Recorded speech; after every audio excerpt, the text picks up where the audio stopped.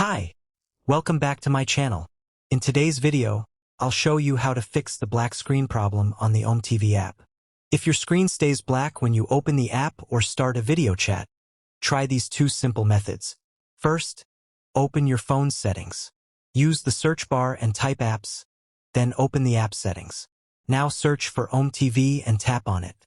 Next, go to Storage or Storage and Cache, depending on your Android phone.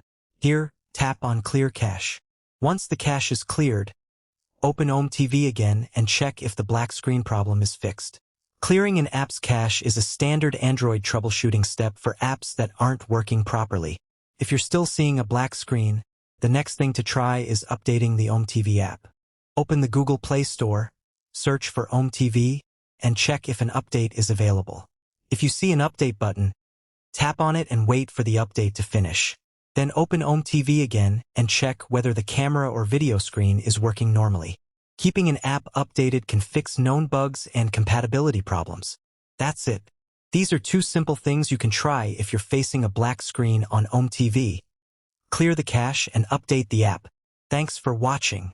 If this video helped you, don't forget to like, share, and subscribe for more Android tips, app tutorials, and tech guides. See you in the next video.